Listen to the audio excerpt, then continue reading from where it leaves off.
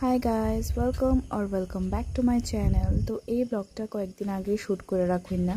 Actually YouTube আর ফেসবুকে এক লোকে ব্লগ আপলোড করা হইতাছে না। ফেসবুকে আমি একটু বেশি কনসিস্টেন্ট। তো তোমরা যদি আমার বড় বড় ব্লগ দেখতে চাও তোমরা আমার ফেসবুকে গিয়ে সেটা ফলো করতে পারো। অ্যান্ড ইউটিউবে আমি ভেরি সুন বড় বড় ব্লগ আপলোড করা শুরু করুন। তো এইদিকে সকাল চা খাই লাইছি, মা দিছিল 500 টাকা, মানে এটা মা আমার দেয় সবসময়। তারপর দাদুর বাড়ির আম দেখাইতেছিলাম, এত মধু মিষ্টি আম আমি জীবনে খাইছি না লিটারালি। প্রত্যেক বছর যখন দাদুর বাড়ি থেকে আম দেয় আমি এটারই অপেক্ষা করে থাকি।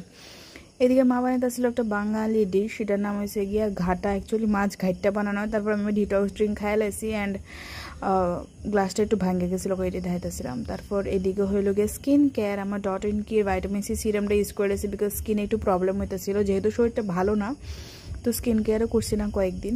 তো এদিকে মা পূজা টুজা দিয়ে লাইছে অ্যান্ড এদিকে হলো গিয়ে আমার বোনের স্কুলের ড্রেস আয় পড়ছে। অ্যান্ড আমার একটা পিয়ার, না এটা পিয়ার আসছিল, এটা অর্ডারই আসছিল, আমি অর্ডার করে আনছিলাম। এটা একটা ওয়াটার গার্লের পারফিউম, ভ্যানিলা পারফিউমটা আমি খাই লাইছি ভাত। অ্যান্ড এটা কী আসছিলো তোমরা কইরা আসছিলো pork, I love to it pork.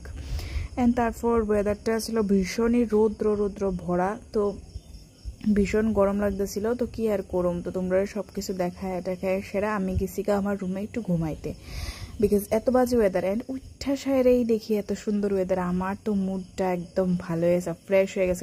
খুবই দরকার ছিল এই বৃষ্টিটা। তারপর আমি সুন্দর একটা ভিডিও করছি বিকজ কিছুক্ষণের মধ্যেই ওয়েদারটা নর্মাল হয়ে গেছে, বৃষ্টি গেছে অ্যান্ড সন্ধ্যা হয়ে যেতেছিল। তারপর একটু পরে গেছে কারেন্ট, টুকটাক কারেন্ট যাইতেই থাকে, আমরা দিয়ে কিছু করার নাই।